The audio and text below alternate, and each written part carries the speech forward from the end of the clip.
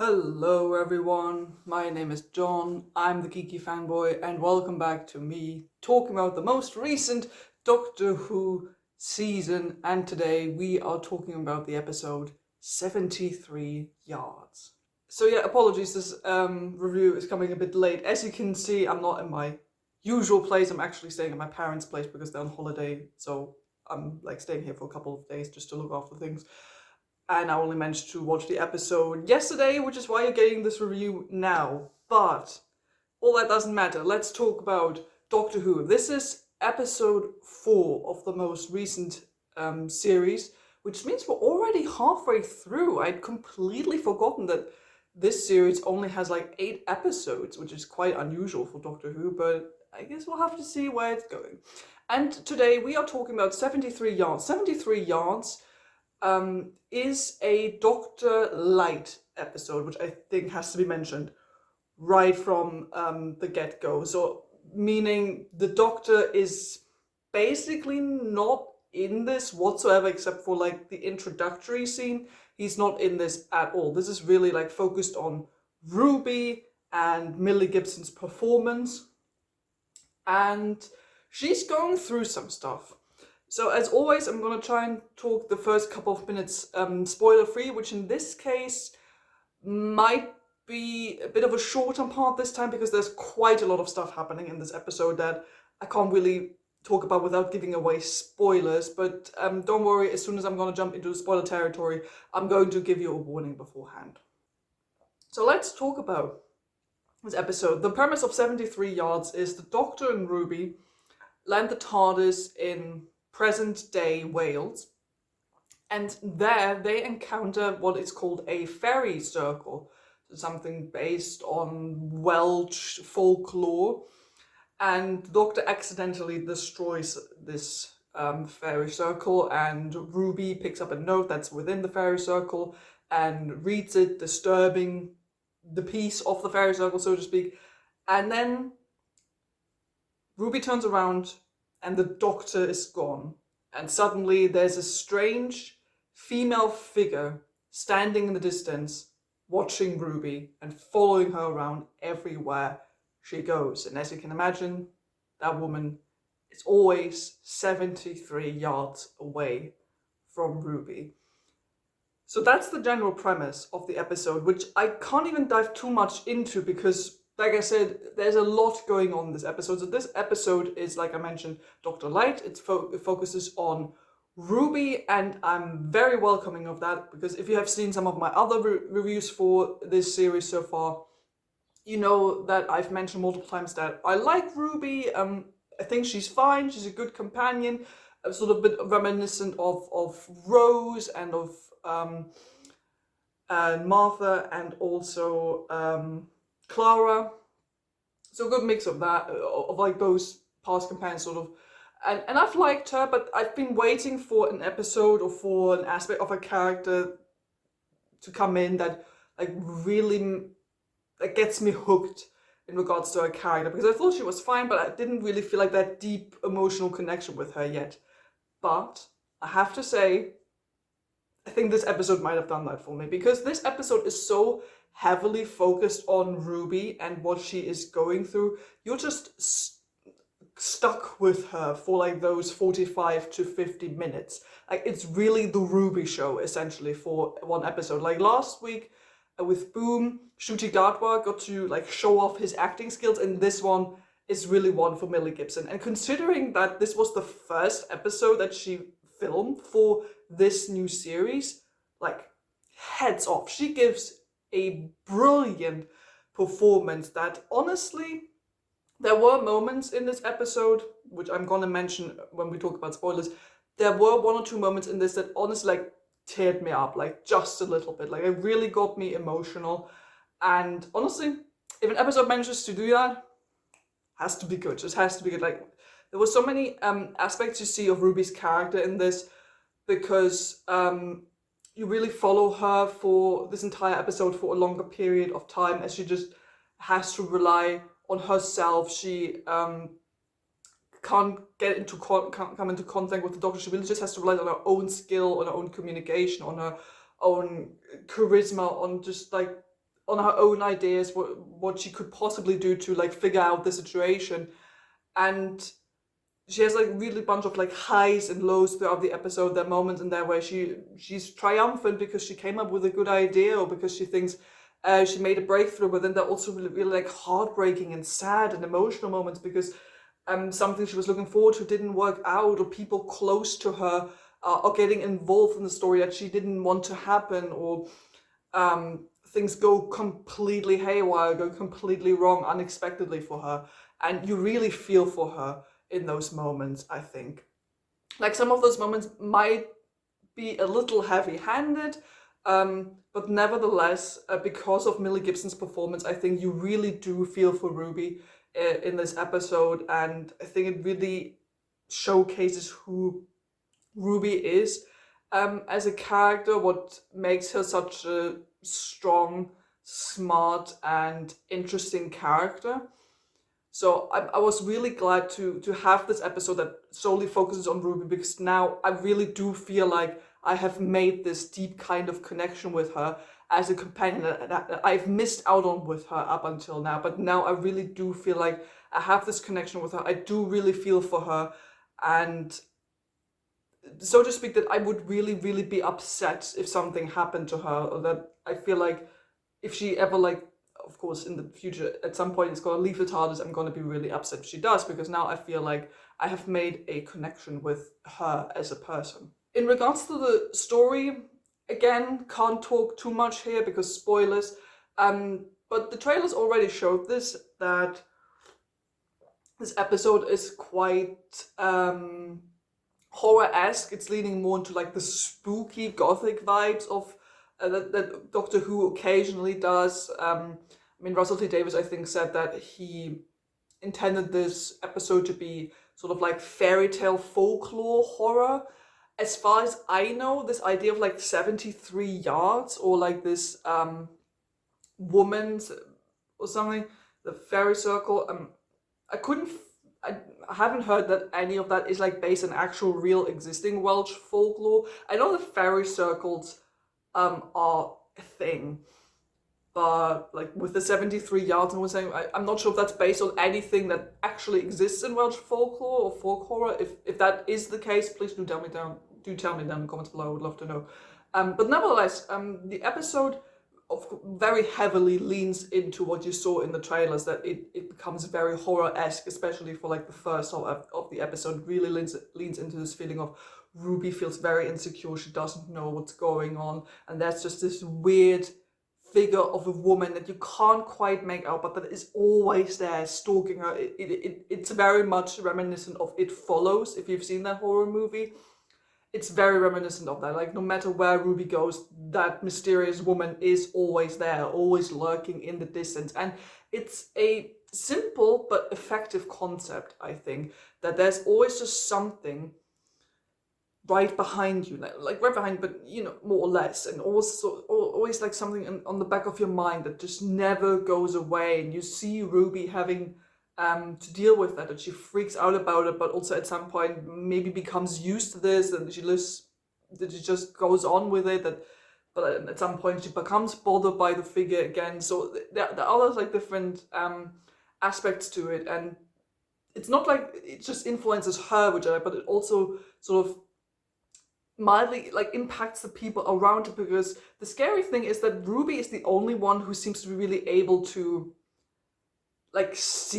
really see and recognize the figure. Like, everyone else who she talks to, and I mean this becomes clear quite early on in the episode, is that everyone else who's not Ruby sort of sees the figure in the distance, but doesn't seem to be aware of her. Like, they're sort of like, do you see the woman in the back? They're like, oh yeah, and then it's almost like they've forgotten about it. So only Ruby is the one who always knows that this person is there, and everyone else doesn't really seem to get it. And interacting with this figure, with this female figure, becomes a difficult thing to do, because Ruby wants to but might not be able to, and then she asks other people for help, but there's something strange going on. Like, we don't really know how this mysterious figure works. There's a lot of mystery surrounding this figure. We don't really figure out how her powers work, so to speak, for a long time, but there's something unsettling about her because people who talk to her seem to be very, very put off by her and also by Ruby and keep running away. Almost like there's this sort of unexplainable magic aura surrounding this figure that you just can't quite grasp, and it freaks you the hell out, just like it does for Ruby.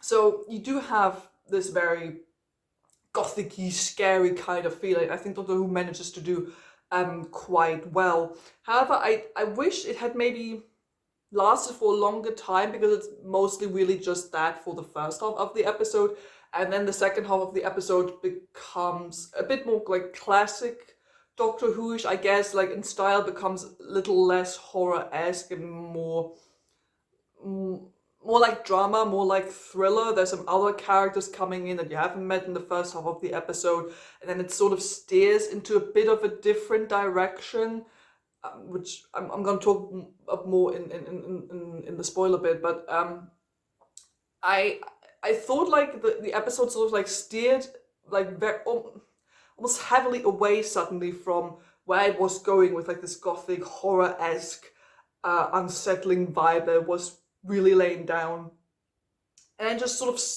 veers away from that for like the last third or the second half of the episode, suddenly leaning into some other stuff. Suddenly there's some new people coming in, and suddenly there's like a new villain coming in as well, sort of, almost. And it felt a little bit disconnected. Like there are mentions in the first half of the episode that relate to events that happen later, but vibe-wise and just like how the atmosphere of the story had been set up in the first half, it like steers away from that quite heavily, I think, which was a bit upsetting. And then you have this sort of secondary villain coming in there towards the second half of the episode, who is sort of there as a commentary on, you know, like more right-wing, very conservative, lean, if you want to use American terms, maybe Republican-leaning politics. Of course, Britain, like, obviously, it's also dig at the Tories, naturally. So you just sort of have that there, but there isn't really, to me, there wasn't enough meat to it. It felt a little bit too surface level, because this character only does get introduced towards the second half of the episode, and then you feel like, oh, we're suddenly doing that, but we haven't really been dealing with that, and it's only like very surface level who this character is supposed to be, what they're doing, and what they feel a bit like a plot device almost, not really like a complete character, so to speak. I did like how that person sort of gets dealt with towards the end of the episode, and then, without giving too much away, but the ending of this episode, how it's more or less resolved, I could very well see some people loving it, but also some people definitely not liking it. It really depends on how you're vibing with this episode, how you interpret what's going on, because this is an episode that very much relies on the audience's personal interpretation of what is going on, because the episode doesn't give you, it gives you some answers, but not all the answers you might want, which you have to see for yourself if you like that or not. For me, I'm sort of somewhere in the middle. I'm usually someone who prefers to have more explanations as to what's going on, as to how the mechanics work, especially since this is like a sci-fi show. So like, there are elements in this where I'm like, yeah, but how? And where and when? Like, for example, where there's the Doctor disappears relatively early on in the episode, basically the first scene, and the entire time I have this question, like, where is he? And the episode doesn't really try to address that, but in the back of your mind you're like, yeah, but where did he go? That's just like one example. Like, there are little examples like this throughout the episode where some people will be like, yeah, but why? Like, explain shit to me. What's going on? But in a certain way, that is also the point of the episode. So there will be this dichotomy where you just sort of have to see for yourself, can you live with this episode sort of being a bit more mysterious, leaning a bit more into the supernatural, not trying to explain everything? Or maybe you don't like it as much because you prefer some more sci-fi-ish explanations of the mechanics or whatever. You'll have to see for yourself. Some people said they're satisfied with what they're given from what I've seen, but some people also said, yeah, but how do some of the things work in the episode? They never explained to us. So before we jump into spoilers, I would just summarize this as a very interesting episode. I could very well see this becoming sort of a classic, like a classic favorite for some people within the fandom. It's again very much a sort of experimental episode. Like, this entire series so far has been very full of experimental episodes. Like, we already had Boom last week, which was like just this one location with the Doctor stuck in this one very specific situation. With the Devil's Court, we had like this almost musical, not quite, style episode with a very particular kind of villain. So you can see that Russell T Davies and the rest of the writers are like sort of trying to do things very differently each week, which I don't know. I'm not sure if I'm vibing with this yet, because I do understand the desire and the wish to like reinvent the show occasionally, especially since it's sort of kind of like a soft reboot of the overall story. But I'm also sort of like a tiny bit missing like just some classic, quote unquote, classic Doctor Who episode. I'm not quite sure what I mean with that, but you can definitely tell that they're trying to do something new every week. And I'm not quite sure if I need that every week we get like, oh, this is this new, very specific shtick we're doing. Oh, this is like this one very specific genre or vibe episode that we're playing with. I'm not sure if I need that every week in every episode. Like, sometimes it's just enough for, you know, the Doctor and Ruby, like the TARDIS somewhere wacky, problems ensue, shenanigans running through corridors, there's a fun speech by the Doctor at the end of it all, and that's it. Like, I don't mind if we have more episodes like that again. Who knows? Maybe that's what we're getting next week. The episode for next week looks quite fun, actually, going by just like the general aesthetic that I've seen in the trailer. So that's it for the spoiler-free part. I'm gonna just jump into some spoiler talk here, which is mostly concerned with the story. So if you haven't seen the episode yet, turn the video off now and come back later. Okay, so now that it's just us, let's talk a bit more about the actual story that I just want to get into. So the Doctor and Ruby land in Wales, the story, the fairy circle, and then the Doctor just disappears. I already mentioned it. Where does the Doctor go? Like, he just comes back at the very end when the loop closes, and we never find out where he's gone. Like, it's never even addressed in any way, shape, or form. And I don't know, again, I'm like this sort of person where in this case I'm like, explain that to me. What happened? Like, did he just get erased from existence? If so, how? Why? Who actually did that? Did he get zapped somewhere else? Did he die? But it's not like he was erased from existence, because Kate comes in later and she's aware that the Doctor existed, and Ruby is still aware that the Doctor existed, and it's noted that he's been gone for a long time, so it's not like he's been completely erased. But he's just gone, and at the end I was like, yeah, but hang on, where were you? The episode doesn't even try to give you an answer, which bothered me a little bit. Also because, like, it's not like right after he destroys the fairy circle, but when Ruby picks up the note and reads it out loud about, like, Mad Jack or something, and then the camera, nice camera movement, by the way, like, we see the Doctor coming in, then the camera just follows Ruby as she reads the note, and then the camera moves back and the Doctor's gone. That was cool. But, like, had it to do with the fairy circle, or did it have to do with the note? Was it, like, Mad Jack who made the Doctor this? I don't know. But yeah, then Ruby goes, and she actually encounters like this one woman, like a hiker in this case, and played by the actress we've seen multiple times throughout this series already, like an actress that has appeared in every single episode, which hasn't really been addressed, but this is the first time where it's sort of acknowledged within canon, so to speak, that she reappears, because Ruby's like, have we met? And she's like, I don't know. Well, we'll see how that comes back. I'm assuming towards the end of the series. But yeah, this is the first time the episode is actually acknowledging that that's been going on. I've no idea who this woman is going to be. I also haven't read up on it. I'm not really involved with like fandom discourse online or something. I just want to get surprised. So I'm not really thinking about it. But yeah, I thought it was interesting that the episode acknowledges that for the first time. And then Ruby goes into this little village and stays at the pub there to spend the night. And that sequence was odd because it really helped to like establish a sort of gothic-y, spooky horror feeling, which was great.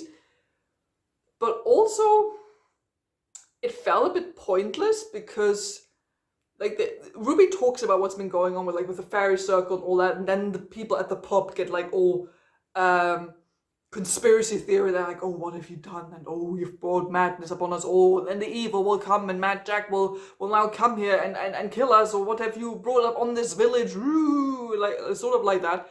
And then it's a joke. Like they pranked her, and then they all laugh at her.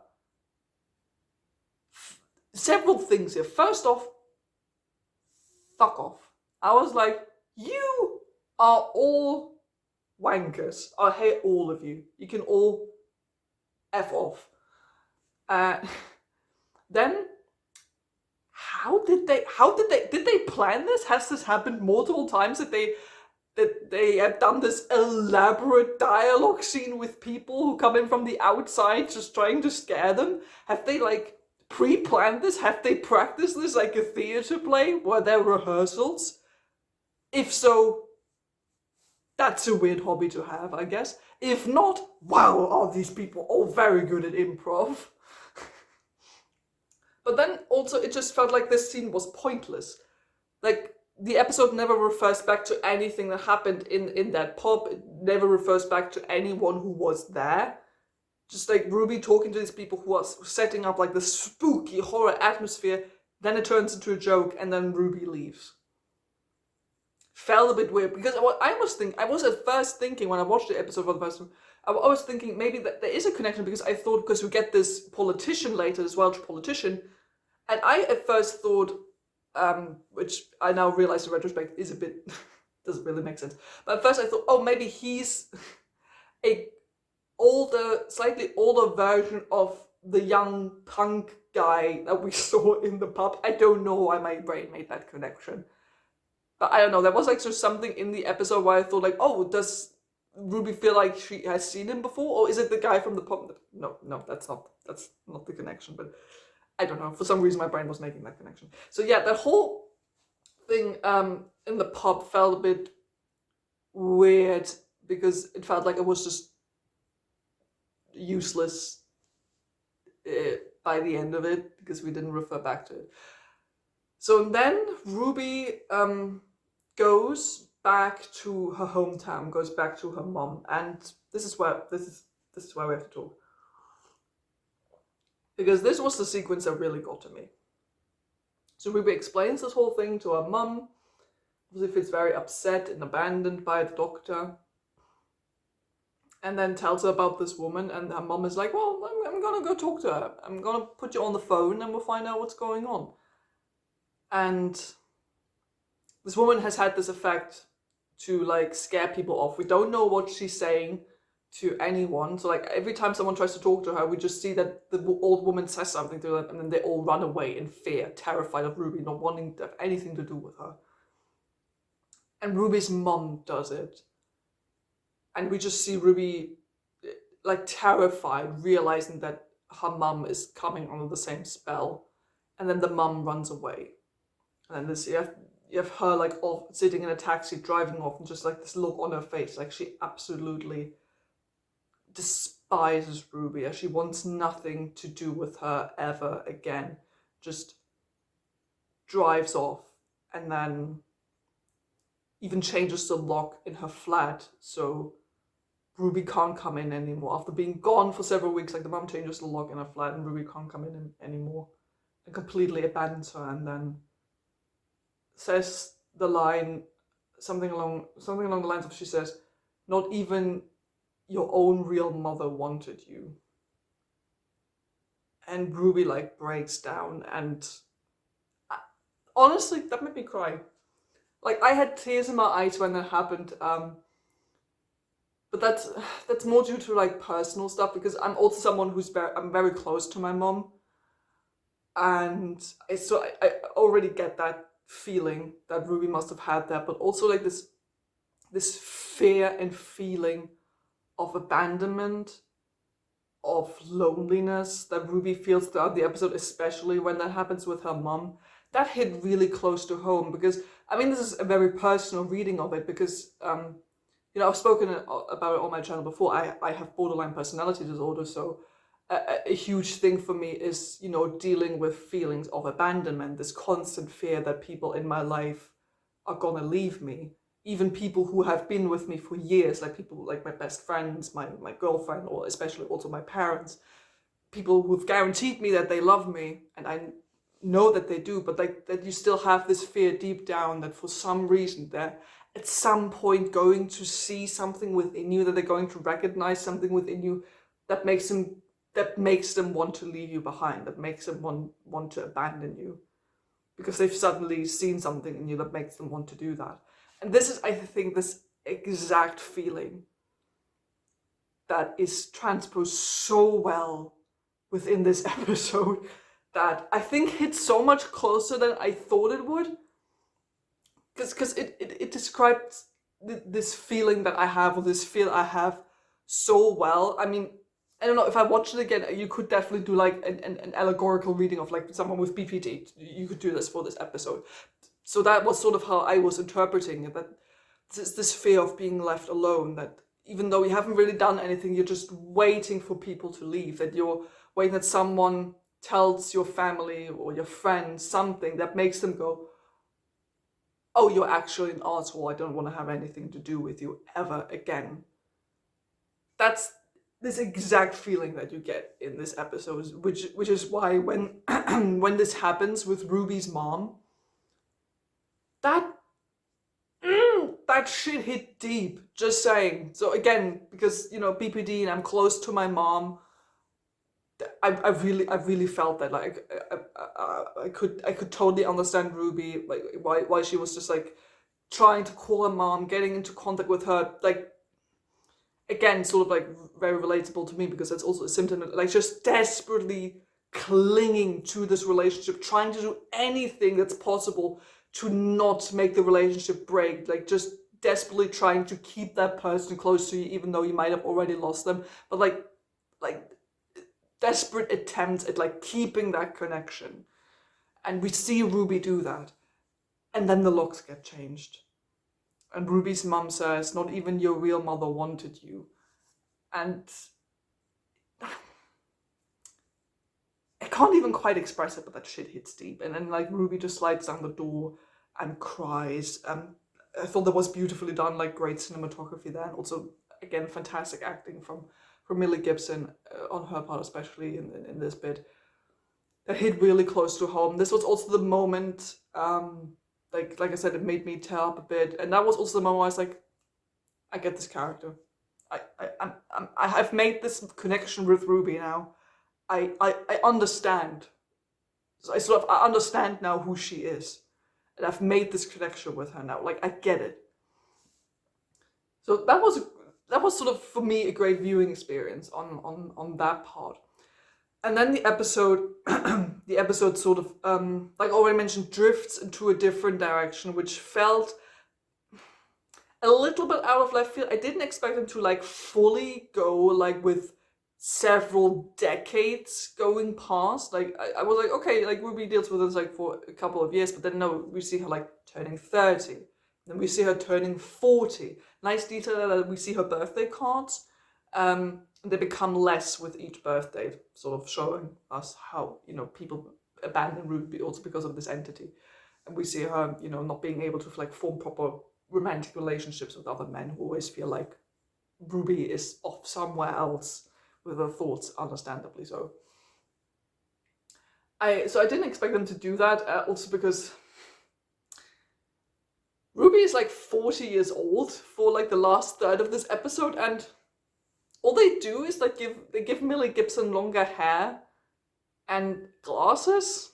She's like the best aging 40-year-old I've ever seen, possibly. Like, they don't even try to make her look that much older with like makeup or something. Like, you can do that. You've done it before, Doctor Who. Why didn't you do it now? Like, it looks really irritating. You're just like, yeah, that's a 19-year-old. I can see that it's a 19-year-old with glasses. But yeah, I guess you just, it's Doctor Who. You just kind of have to go with it at that point. And then we see Ruby learning about this Welsh politician who the Doctor actually name dropped in the very beginning of the episode. This is like, so that's sort of like this foreshadowing at the beginning of the episode that comes back later. Who is called Mad Jack, like as a nickname. I didn't quite fully understand what the episode was trying to do there with this connection. If the politician just like happens to have this as a nickname, that's just a weird coincidence. Or that maybe this politician was the entity, or like a form of the entity that Ruby and the Doctor accidentally released when they destroyed the fairy circle. Again, the episode leaves a lot of stuff open for interpretation, I think, and that's probably on purpose also, again, in this case. But again, I mentioned earlier, this character, this politician, I felt was severely underdeveloped. Like, it's really just there to be like this, first off, this plot device for Ruby to like figure out what's going on with the entity and how she can use it, and then also to just serve as this one character who they can use to like criticize, conservative, Tory, Republican, hard, like right-wing leaning politics, which I always appreciate when you criticize stuff like that, but also felt, again, it felt just very service level also, because we don't really see anything about the politician, like what his politics really are, apart from, this whole deal with the nuclear bombs. We don't really understand why the people who like work for him, who follow him, why they support him, if they really do have all those same hardcore views. And then we have this one character who's also just like, because Ruby like starts working for this guy to sort of like infiltrate the group, and then there's someone else who she also notices, who also works in a similar position to her, who she gets sexually abused by the politician, right? That's what the episode was very clearly implying, right? I'm just trying to make sure that's what the episode wanted to do. And that, I don't know, it felt a little bit odd, because Ruby tells the politician about that other woman, sort of knowing what might happen. And then she just watches it happen and becomes sort of friends with that other woman, tries to be apologetic, be like understanding. And then once Ruby deals with the politician, that other woman becomes happy that that man is finally gone. And I'm like, what? Can someone tell me what the point was of that? Because it felt weird and unnecessarily cruel to include something like that. I didn't quite understand why that was there, and I'm not sure if I'm maybe missing something. So if there's something I'm not seeing with that other woman, tell me, because I'm sure there was a point to it. Maybe I'm just not seeing it. But yeah, Ruby deals with this politician. I do quite like how she deals with him, because she uses the entity that she's been with for years, for decades now at that point. And she uses that entity to basically project her next to the politician, and then the politician interacts with the entity, and then of course, as it has happened several times now at that point, the entity says something to him, we don't know what, and he just runs off. He takes off, doesn't want to have anything to do with anyone anymore, quits being prime minister, and all that is resolved, and the world doesn't get nuked. So that's that. But the episode doesn't end there, because I think similar to Ruby, the audience is left to believe, oh, this is what she was supposed to do to like save the world, and then it's all gonna be fine. But no, after that we see Ruby growing older. We see her being a granny and visiting the TARDIS, which is still there in Wales at the cliffs. Beautiful imagery, by the way. They're like the TARDIS like all overgrown and people putting down flowers like it's a memorial, even though they don't know why they're putting flowers there.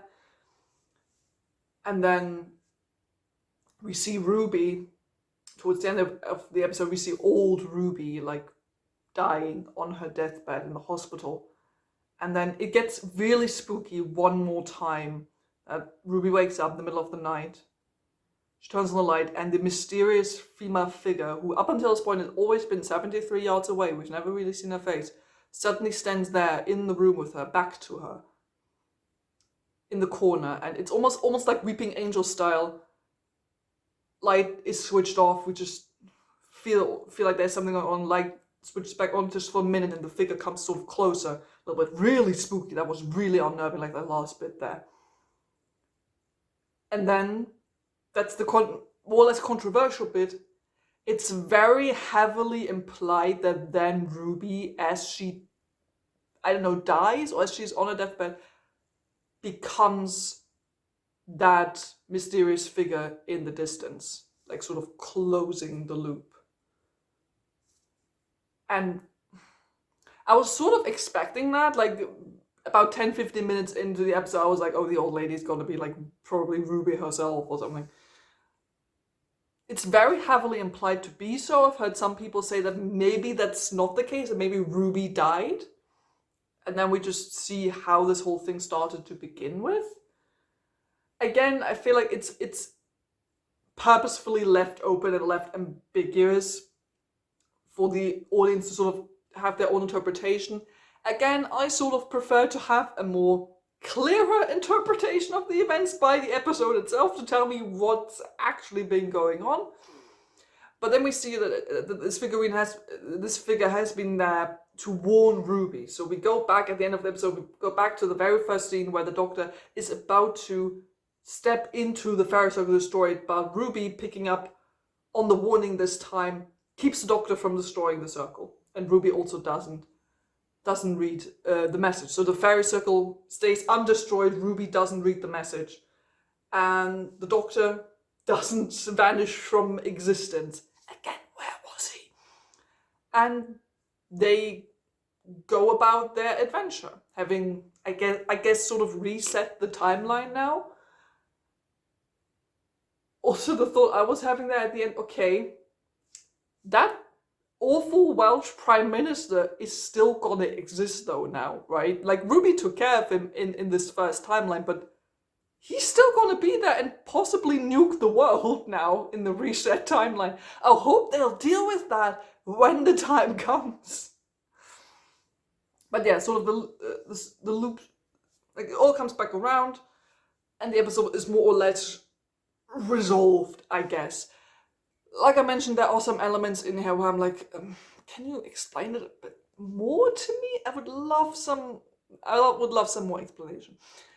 But this was not a bad episode. Like I said, I had fun with it. I honestly really enjoyed like the spooky gothic-y vibes, especially towards the first and last third of the episode. Those were really good.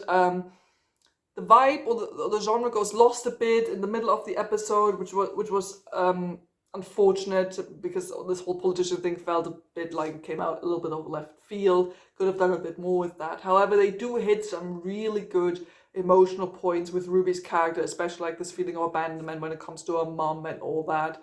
And I'm just a sucker for like these sort of sci-fi time travel episodes where a character is stuck in a situation or something and has to deal with something for like multiple years, like whether it's a time loop or a situation like this. I'm a sucker for stories like this because it shows like this real heavy impact that something like time travel could have, and then also in this very specific case, what kind of impact traveling with the Doctor can have when you're suddenly then left alone. Like it shows the impact that once you leave the Doctor, your life never truly becomes normal again. Like the life of a companion, so to speak. It has been hinted at multiple times, but I like that this episode actually like almost takes it to an extreme and actually shows those are the years that have gone by and Ruby has had to deal with those events. So yeah, great episode. We also saw, I feel like I should mention, we also saw Kate. We saw Kate Lethbridge Stewart. Nice. It's always good to see her. I like it because this is exactly how you would use her. She comes in, it's a weird situation, Doctor isn't there, you call Unit, but then to show the severity of the situation, you show, oh, even Kate and Unit can't deal with this. And that's it. It's a like short 5 to 10 minute scene. Worked great, I think, and it shows the impact of what's actually happening to Ruby. So this all comes down to a solid episode, I think. And this is an episode I would definitely see myself rewatching to sort of catch some more elements here and there, to see how they deal with something. If maybe there are some more hints at how stuff actually works within the episode. There are some elements I think the episode could have done better, where the writing could have worked a bit better, a bit smoother. Some things are left unexplained for me in an unsatisfactory way. But for people who are cool with this kind of stuff, I think it's good that you have sort of an episode which is a bit more open, which is a bit more ambiguous, which leaves a lot of stuff open to interpretation, which I think is also fun for a lot of viewers. So that's it for my review of 73 Yards, episode 4 of the most recent Doctor Who series. If you have any thoughts and opinions, put them down in the comments below. As always, I would love to hear from you and discuss the episode with you. And until then, thank you so much for watching. Don't forget to like and subscribe if you haven't done already. And I'll see all of you very soon. Goodbye.